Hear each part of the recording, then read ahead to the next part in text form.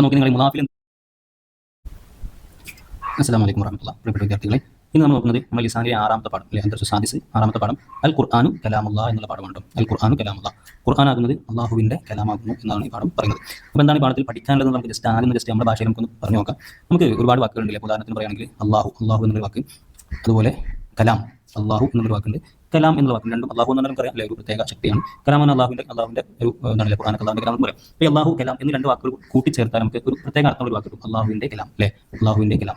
നബി സല്ലല്ലാഹു അലൈഹി വസല്ലം, അതുപോലെ ചരിത്രം, രണ്ട് വാക്കുകളാണ്. നബി എന്ന് പറഞ്ഞാൽ അള്ളാഹുവിന്റെ പ്രവാചകനായിട്ടുള്ള വ്യക്തിയാണ്. ചരിത്രം എന്ന് പറഞ്ഞാൽ ലോകത്ത് നടക്കുന്ന ഒരു സംഭവങ്ങളെ അതിങ്ങനെ വായിക്കാനും അതിങ്ങനെ അടുത്ത ഒരു സമൂഹത്തിന് കിട്ടുന്ന സംഭവത്തിന് എന്താ ചരിത്രം എന്ന് പറയില്ലേ. അപ്പോൾ രണ്ട് വാക്കുകൾ കൂടിയാണ് നമുക്ക് നബി ചരിത്രം അല്ലെ. നബി ചരിത്രം എന്നുള്ള ഒരു വാക്ക്, ഒറ്റ വാക്കിൽ നമുക്ക് എന്ത് ചെയ്യാം, അതിന് ഒരു പുതിയ അർത്ഥം കിട്ടും. നബിയുടെ ജീവിതകാലത്ത് നടന്ന സംഭവങ്ങൾക്ക് നബി ചരിത്രം എന്ന് പറയില്ലേ. അപ്പോൾ അങ്ങനെ രണ്ട് വാക്കുകൾ കൂടി. പിന്നെ അവൻ എന്നുള്ളൊരു വാക്ക്, അതുപോലെ പേന എന്നുള്ള വാക്ക്. അവൻ എന്നാൽ ഒരു വ്യക്തിയാണ്, അതുപോലെ പേന എന്നൊരു വസ്തുവാണ്. രണ്ടും കൂടി കൂട്ടിയാൽ അവന്റെ പേന എന്നൊരു വാക്ക് ഉണ്ടാകില്ല, അവന്റെ പേന. ഇങ്ങനത്തെ അവന്റെ പേന, ആദ്യം വന്ന ആള്, അല്ലെങ്കിൽ ഉമ്മയുടെ വീട്, കുട്ടിയുടെ മദ്രസ, ഇങ്ങനെയൊക്കെ നമ്മൾ മലയാളത്തിൽ നമുക്ക് പറയേണ്ടി വരില്ല. അപ്പം അങ്ങനത്തെ സംസാരങ്ങൾ എങ്ങനെയാണ് അറബിയിൽ പറയാന്നുള്ളതാണ് ഈ പാഠത്തിൽ പഠിക്കുന്നത്. വളരെ സിമ്പിളാണ്. കഴിഞ്ഞ പാഠത്തിൽ നമ്മൾ ഇപ്പം മക്കയും മദീനയും എന്ന് പറയാൻ ഇടയിൽ വാവ് എന്നുള്ള ഒരു അക്ഷരപ്പെടുത്താൻ അല്ലെ, അൽ മക്കത്തു വൽ മദീനത്തു, അല്ലെങ്കിൽ മക്ക പിന്നെ മദീന എന്നൊക്കെ പറയാൻ എന്താ സുമ്മ എന്നുള്ള വാക്ക് കൊടുത്താൽ നമ്മൾ പഠിച്ചില്ല. അപ്പോൾ കഴിഞ്ഞ പാഠത്തിൽ ഒരുപാട് കാര്യങ്ങൾ പഠിച്ചു. രണ്ട് വാക്കുകൾക്കിടയിൽ ഇങ്ങനെ ചില അക്ഷരങ്ങൾ കൊടുത്താൽ എന്തെയും അതും ഇതും, അല്ലെങ്കിൽ പിന്നെ, അല്ലെങ്കിൽ ഉടനെ, അല്ലെങ്കിൽ അങ്ങനെ ചില അർത്ഥങ്ങൾ കിട്ടും. കഴിഞ്ഞ പാഠത്തിൽ പഠിച്ചു. ഈ പാഠത്തിൽ അങ്ങനെ രണ്ട് വാക്കുണ്ടാവും. അതിന്റെ ഇടയിൽ ഒന്ന് ചേർക്കുന്നു, അല്ലെങ്കിൽ അക്ഷരങ്ങൾ ചേർക്കുന്നു വേണ്ട, ചില നിയമങ്ങളോട് കൂടെ വേണ്ട മതി, പരസ്പരം ചേർത്ത് വെച്ചാൽ മതി. രണ്ട് വാക്കുകളെയും പരസ്പരം ചേർത്ത് വെച്ചാൽ, ചില ഒന്ന് രണ്ട് നിയമങ്ങൾ വായിക്കാണ്ട് ആ നിയമങ്ങൾ പാലിച്ചുകൊണ്ട് പരസ്പരം ചേർത്ത് വെച്ചാൽ നമുക്ക് ഉണ്ടാവും അവന്റെ, അല്ലെങ്കിൽ നബിയുടെ ചരിത്രം ആ രൂപത്തിലുള്ള അർത്ഥം കിട്ടും. അതിനുവേണ്ടി എങ്ങനെയാണ് ആ നിയമങ്ങൾ, ഇത്തരം കാര്യങ്ങളൊക്കെയാണ് ഈ പാഠത്തിൽ പറയുന്നത്. നമുക്ക് പാഠത്തിലേക്ക് കടന്നു നോക്കാം. അൽ ഖുർആനു കലാമുല്ലാ. അപ്പോൾ നമ്മൾ പാഠത്തിന്റെ അർത്ഥം മനസ്സിലാക്കാൻ വേണ്ടി കാര്യങ്ങൾ പറയേണ്ട. അൽ ഖുർആൻ എന്ന് പറഞ്ഞാൽ ഖുർആനാകുന്നത് കലാമുല്ലാഹി, അള്ളാഹുവിന്റെ കലാമാകുന്നു. അൽ ഖുർആൻ കലാമുല്ലാഹി, ഖുർആനാകുന്നത് അള്ളാഹുവിന്റെ കലാമാകുന്നു. സുബ്ഹാനഹു വ തആല, അല്ലാഹു സുബ്ഹാനഹു വ തആലയുടെ കലാമാകുന്നു. ഹുവ ആഖിറുൽ കുതുബിൽ മുനസ്സല. മുനസ്സല എന്ന് പറഞ്ഞാൽ ഇറക്കപ്പെട്ട, അവതരിപ്പിക്കപ്പെട്ട കേട്ടോ. അപ്പോൾ ഇറക്കപ്പെട്ട കിതാബുകളിൽ ഏറ്റവും അവസാനത്തെ കിതാബാണ് ഖുർആൻ എന്ന് പറഞ്ഞാൽ. അൻസലല്ലാഹു തആല അൽ ഖുർആനൽ കരീമ ഹുദൽ ലിന്നാസി, ജനങ്ങൾക്ക് സന്മാർഗ്ഗമായിട്ടാണ്, സന്മാർഗ്ഗത്തിലേക്കുള്ള ഒരു വഴിയായിട്ടാണ് ഖുർആനെ അല്ലാഹു തആല ഇറക്കിയത്. ഹുദൻ എന്ന് പറഞ്ഞാൽ സന്മാർഗ്ഗ ലിന്നാസി, ജനങ്ങൾക്ക് കേട്ടോ. ജനങ്ങളെ സന്മാർഗ്ഗത്തിലേക്ക് നയിക്കാൻ വേണ്ടിയാണ് അല്ലാഹു തആല ഖുർആൻ ഇറക്കിയത്. വഫിൽ ഖുർആനി, ഖുർആനിലുണ്ട് തിബിയാനു കുല്ലി ഷൈഇൻ, എല്ലാ വസ്തുക്കളുടെയും വിശദീകരണം ഖുർആനിലുണ്ട്. വ നഖറഉ ഫീഹാ, ഖുർആനിൽ നമുക്ക് വായിക്കാം, അല്ലെങ്കിൽ നമ്മൾ വായിക്കുന്നു എന്ത്, സിയറൽ അംബിയാഇ, അംബിയാക്കളുടെ ചരിത്രം, വ അഹ്വാല അഖ്വാമിഹിം, അംബിയാക്കളുടെ സമുദായത്തിലുണ്ടായിരുന്ന ആളുകളുടെ അവസ്ഥകളൊക്കെ നമ്മൾ എന്ത് ചെയ്യുന്നു, ഖുർആനിലൂടെ പഠിക്കുന്നു. അൽ ഖുർആനു ഹുദൽ ലിൽ മുത്തഖീൻ, ഖുർആൻ എന്ന് പറയുന്നത് മുത്തഖി, തഖ്വയിൽ ജീവിക്കുന്ന ആളുകൾക്ക് സന്മാർഗ്ഗമാണ്, മാർഗ്ഗദർശനമാണ് കേട്ടോ. കമാ ഖാല അല്ലാഹു തആല, അല്ലാഹു തആല പറയുന്നത് അലിഫ് ലാം മീം ദാലിക്കൽ കിതാബു ലാ റൈബ ഫീഹി ഹുദൽ ലിൽ മുത്തഖീൻ. അലിഫ് ലാം മീം ഇതിന്റെ അർത്ഥം നമ്മൾ പറയാറില്ല, അല്ലാഹുവിനാണ് ഇതിന്റെ അർത്ഥം അറിയാം അല്ലേ. ദാലിക്കൽ കിതാബു എന്ന് പറഞ്ഞാൽ ഖുർആൻ, ലാ റൈബ ഫീഹി, അതിലൊരു സംശയവുമില്ല, ഹുദൽ ലിൽ മുത്തഖീൻ, അത് മുത്തഖീങ്ങൾക്ക് എന്താണ്, സന്മാർഗ്ഗമാണ്. അപ്പം ഖുർആൻ മുത്തഖീങ്ങൾക്ക് സന്മാർഗ്ഗമാണ്, ഖുർആനിൽ ഒരു സംശയവും ഇല്ല.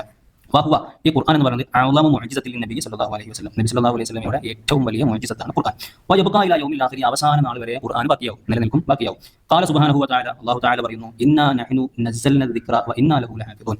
ഇന്നാ നഹ്നു നസ്സൽന ദിക്റ, ഇവിടെ ഈ ദിക്ർ എന്നുള്ള പദം, ഇവിടെ ദിക്ർ എന്നുള്ള പദം കൊണ്ട് ഉദ്ദേശിക്കുന്നത് ഖുർആനാണ്. അപ്പോൾ ഇന്നാ നഹ്നു നസ്സൽന ദിക്റ വ ഇന്നാ ലഹു ലഹാഫിദൂൻ, ഖുർആൻ ഇറക്കിയത് നമ്മളാണ്, നമ്മൾ തന്നെ അതിനെ സംരക്ഷിക്കുകയും ചെയ്യും. ഇന്നാ നഹ്നു, നിശ്ചയം, തീർച്ചയായും അല്ലാഹു ആണ് ഇറക്കിയത്, തീർച്ചയായും അല്ലാഹു തആല അതിനെ സംരക്ഷിക്കുക തന്നെ ചെയ്യും എന്നാണ്. വഫഖന അല്ലാഹു, അല്ലാഹു തആല നമുക്ക് തൗഫീഖ് നൽകട്ടെ, ലി തിലാവത്തിൽ ഖുർആനി, ഖുർആൻ നല്ല രൂപത്തിൽ പാരായണം ചെയ്യാനും, വഹിഫ്ളിഹി വ തഅല്ലുമിഹി, വഹിഫ്ളിഹി അതിനെ മനഃപ്പാഠമാക്കാനും, വ തഅല്ലുമിഹി അതിനെ പഠിക്കാനും പഠിപ്പിക്കാനും അല്ലാഹു തആല നമുക്ക് തൗഫീഖ് നൽകട്ടെ. ഖാല നബി സല്ലല്ലാഹു അലൈഹി വസല്ലം, നബി സല്ലല്ലാഹു അലൈഹി വസല്ലം പറഞ്ഞു, ഖൈറുക്കും മൻ തഅല്ലമൽ ഖുർആന വ അല്ലമഹു, ഖൈറുക്കും നിങ്ങളിൽ ഏറ്റവും ശ്രേഷ്ഠരായ ആളുകൾ, മൻ തഅല്ലമൽ ഖുർആന വ അല്ലമഹു, ഖുർആൻ പഠിക്കുകയും പഠിപ്പിക്കുകയും ചെയ്യുന്ന ആളുകളാണ് നിങ്ങളിൽ ഏറ്റവും ശ്രേഷ്ഠരായ ആളുകൾ. വഖാല അല്ലാഹു തആല, അല്ലാഹു തആല പറയുന്നു, വറത്തിലിൽ ഖുർആന തർത്തീല, നിങ്ങൾ എന്ത് ചെയ്യാം, ഖുർആൻ സാവധാനം തജ്വീദിന്റെ നിയമങ്ങളൊക്കെ പാലിച്ചുകൊണ്ട്, വഖഫുകളും മഖ്റജുകളൊക്കെ പാലിച്ചുകൊണ്ട് ഖുർആൻ ഓതുക എന്ന്. இன்னொரு மொழி பேச கற்றுக்கொள்ள டூலிங்கோவை பயன்படுத்தி பாருங்கள்.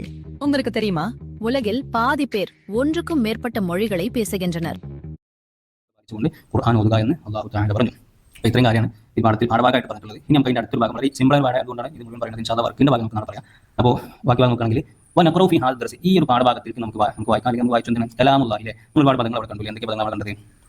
കലാമുല്ലാഹി, ആഖിറുൽ കുതുബി, തിബിയാനു കുല്ലി ഷൈഇൻ, സിയറൽ അംബിയാഇ, അഹ്വാല അഖ്വാമിഹിം, അഅ്ളമു മുഅ്ജിസത്തിൻ ലി തിലാവത്തിൽ ഖുർആൻ. ഇത് നമ്മൾ കഴിഞ്ഞ പേജിൽ ചുവന്ന നിറത്തിൽ കണ്ട വാക്കുകളാണല്ലേ, എല്ലാ വാക്കുകളും ഇവിടെ കണ്ടിട്ടുണ്ടായിരുന്നു. ഏതൊക്കെയാണ്? കലാമുല്ലാഹി, ഇവിടെ നമ്മൾ കണ്ടു കലാമുല്ലാഹി അവിടെ, പിന്നെ ആഖിറുൽ കുതുബി, പിന്നെ തിബിയാനു കുല്ലി ഷൈഇൻ, സിയറൽ അംബിയാഇ, പിന്നെ അഹ്വാല അഖ്വാമിഹിം, പിന്നെ അഅ്ളമു മുഅ്ജിസത്തിൻ ലി തിലാവത്തിൽ ഖുർആൻ. ഇങ്ങനെ നമ്മൾ വാക്കുകൾ കണ്ടു. എന്താണ്? കുല്ലുഹ, ഇവരെല്ലാം, ഈ പറയപ്പെട്ട നേരത്തെ നമ്മൾ കണ്ട എല്ലാം എന്താണ്? കലിമത്താനി, കുല്ലുഹ കലിമത്താനി, എല്ലാം എന്താണ്? കലിമത്താനി എന്ന് പറഞ്ഞാൽ എന്താ? രണ്ട് കലിമത്തുകളാണ്, എല്ലാം രണ്ട് കലിമത്തുകളാണ്. എല്ലാത്തിനും രണ്ടെണ്ണം ഉണ്ട്. നമുക്ക് നോക്കാം കഴിഞ്ഞാൽ ഇങ്ങനെ നോക്കുകയാണെങ്കിൽ ഇവിടെ ഒന്നുണ്ട്, ഇവിടെ രണ്ട് കലിമത്തുകളാണ്. ഇവിടെ നോക്കുകയാണെങ്കിൽ ഒന്ന്, രണ്ട് കലിമത്തുകളാണ്. ഇവിടെ നോക്കുകയാണെങ്കിൽ ഇവിടെ ഒന്നുണ്ട്, ഇവിടെ നോക്കുകയാണെങ്കിൽ ഒന്ന്, ഇവിടെ നോക്കുകയാണെങ്കിൽ ഒന്ന്, പിന്നെ അപ്പോൾ എല്ലാം രണ്ട് കലിമത്തുകൾ കൂടി ചേർന്നതാണ് എല്ലാ കാര്യങ്ങളും. മനസ്സിലാവുന്നില്ലേ? കുല്ലുഹ കലിമത്താനി, രണ്ടും എന്താണ്? രണ്ട് കലിമ, എല്ലാം രണ്ട് കലിമത്തുകളാണ്. ഉലീഫത്തിൽ ഊലാ മിൻഹുമ, അപ്പോൾ നമ്മൾ ഉദാഹരണങ്ങൾ ഇവിടെ കണ്ടില്ലേ, ഉലീഫത്തിൽ രണ്ടെണ്ണാണല്ലേ, ഇവിടെ രണ്ട് കലിമത്തുകളാണ്, ഒന്ന് കലാമ്, ഒന്ന് അല്ലാഹി. ഉലീഫത്തിൽ ഊലാ മിൻഹുമ, അതിൽ നിന്നുള്ള ഒന്നാമത്തതിനെ ചേർത്തി പറഞ്ഞു, ഇല സാനിയത്തി, രണ്ടാമത്തേതിലേക്ക് ചേർത്തി പറഞ്ഞു. ഒന്നാമത്തതിനെ രണ്ടാമത്തേതിലേക്ക് ചേർത്തി പറഞ്ഞിട്ടുള്ള ലഫ്ലുകൾ, കലിമത്തുകളാണ് നമ്മൾ കണ്ടത്. ഫത്തുസമ്മ, അങ്ങനെ അതിന് പറയപ്പെടും. ഫത്തുസമ്മ അവർക്ക് പറയപ്പെടും. എന്താ പറയപ്പെടുക? അൽ കലിമത്തുൽ ഊലാ മിൻഹുമാ മുലാഫൻ, അതിൽ നിന്നുള്ള ഒന്നാമത്തെ കലിമത്തുകൾക്ക് പറയപ്പെടും മുലാഫൻ, മുലാഫി എന്ന് പറയപ്പെടും. അപ്പോൾ ഇവിടെ നമ്മൾ കണ്ട ഈ ഒന്നാമത്തെ കലിമത്തുണ്ട് മുലാഫു ഇലൈഹി മജ്റൂറുൻ എന്ന് പറഞ്ഞാൽ നമ്മൾ കഴിഞ്ഞ പാഠങ്ങളൊക്കെ പഠിച്ചു. മജ്റൂർ എന്ന് പറഞ്ഞാൽ എന്താ? ഇവിടെ അടുത്തില്ലേ? ഇതിന് മുമ്പ് വസാനിയത്തു രണ്ടാം ഇലൈഹി എന്ന് പറയുമ്പോൾ എന്താ കണ്ടത്? ഇവിടെ അല്ലാഹി എന്നുള്ള ഈ പദത്തിൽ അല്ലാഹി എന്നുള്ളതിന് എന്താ പറയാ? മുലാഫ് ഇലൈഹി എന്ന് പറയാം. ഒന്നാമത്തെ മുലാഫ് എന്ന് പറയും, രണ്ടാമത്തെ മുലാഫ് ഇലൈഹി എന്ന് പറയും. അത് നമ്മൾ കൃത്യമായിട്ട് മനസ്സിലാക്കിക്കാം. വൽ മുലാഫു ഇലൈഹി എന്താണ്? വൽ മുലാഫു ഇലൈഹി മജ്റൂറുൻ, മുലാഫു ഇലൈഹി മജ്റൂർ ആയിരിക്കും. മജ്റൂർ എന്ന് പറഞ്ഞാൽ എന്താ? ജർഫ് ചെയ്യപ്പെട്ടതായിരിക്കും അതിന്റെ അർത്ഥം. എന്താണ് ജർഫ് ചെയ്യപ്പെട്ടതെന്ന് നമുക്കറിയാലേ? ഫത്ഹ ആണെങ്കിലും ഇതിന് ഫത്ഹ അല്ലെങ്കിൽ ഫത്ഹ തൻവീനൊക്കെ വരാണെങ്കിൽ എന്ത് പറയുന്നത്?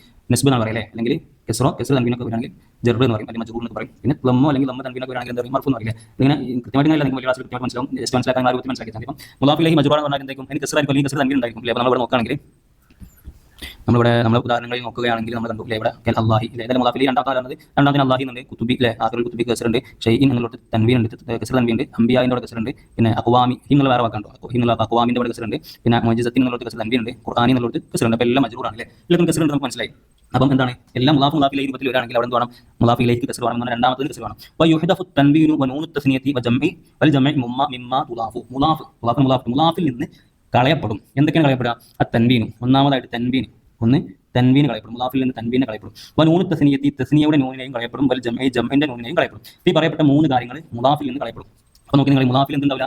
മുലാഫിൽ തൻവീൻ ഉണ്ടാവില്ല എന്നാണ് പറയുന്നത്. നമ്മുടെ ഇവിടെ മുലാഫ് നോക്കി ഒന്നാമത്തെ പദങ്ങൾ നോക്കിയാണ് ഏതൊക്കെ ഒന്നാമത്തെ പദം? ഇവിടെ കലാമും ഇവിടെ ഉണ്ടോ? തൻവീൻ ഇല്ല കേട്ടോ. അവസാനത്തെ ഇതിനാണ് പറയുന്നത്. മൊത്തത്തിൽ ഉണ്ടാവില്ല. അവസാനത്തിന് ആഖിറുൽ കുത്തുബികൾ തൻവീനില്ല, തിബിയാനു കുല്ലി ഷൈഇൻ തൻവീനില്ല, സിയറൽ അംബിയായി തൻവീനില്ല, അഹ്വാൽ അഖ്വാ തൻവീനില്ല, അഅ്ളം മുജ്ജത്തിന്റെ തൻവീനില്ല, പിന്നെ തിലാവത്തിൽ ഖുർആനോട് തൻവീൻ. അപ്പോൾ മുലാഫിൽ തൻവീൻ ഉണ്ടാവില്ല.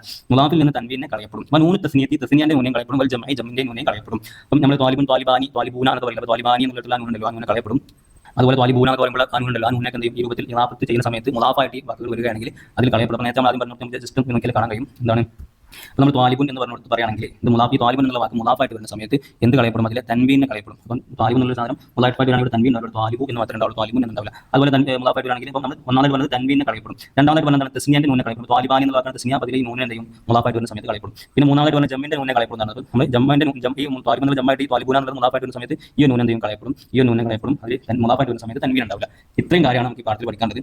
നമ്മൾ പറഞ്ഞു രണ്ട് വാക്കുകളെ പരസ്പരം കൂട്ടി യോജിപ്പിക്കുന്ന സമയത്ത് ചില നിയമങ്ങൾ പാലിച്ചാൽ നമുക്ക് ഇതുപോലെ അർത്ഥങ്ങൾ കിട്ടും. അപ്പോൾ എന്തൊക്കെയാണ് നിയമങ്ങൾ പാലിക്കേണ്ടത്? ഒന്നാമത്തെയും രണ്ടാമത്തെയും വാക്കുകളെ എന്ത് ചെയ്യുക? പരസ്പരം കൂട്ടി യോജിപ്പിക്കുക. അപ്പം രണ്ടാമത്തതിൽ എന്തായിരിക്കും? മജ്റൂർ ആയിരിക്കണം അല്ലേ? ഒന്നാമത്തതിൽ തൻവീന് പാടില്ല, ജമ്മിന്റെ നൂന് പാടില്ല, തസ്നിയന്റെ നൂന് പാടില്ല. ഇത്രയും നിയമങ്ങൾ പാലിച്ചുകൊണ്ട് ഈ രണ്ട് വാക്കുകളെ പരസ്പരം കൂട്ടി യോജിപ്പിക്കുകയാണെങ്കിൽ നമുക്ക് ഇതുപോലത്തെ കാര്യം അല്ലാഹുവിന്റെ കലാം, നബിയുടെ ചരിത്രം, അവന്റെ പേന, ആദ്യം വന്നവൻ, അങ്ങനത്തെ കാര്യം, ആഖിറുൽ അവസാന കിതാബ്, ആ രൂപത്തിൽ നമുക്ക് പറയാനുള്ള കാര്യങ്ങൾ രണ്ട് വാക്കുകൾ ഉപയോഗപ്പെടുത്തി പറയാൻ പറ്റും എന്നതാണ് നമ്മൾ ഇന്ന് പഠിച്ചത്. ഇൻഷാ അല്ലാഹ് നാളെ നമുക്ക് അതിന്റെ ഭാഗം നോക്കട്ടോ.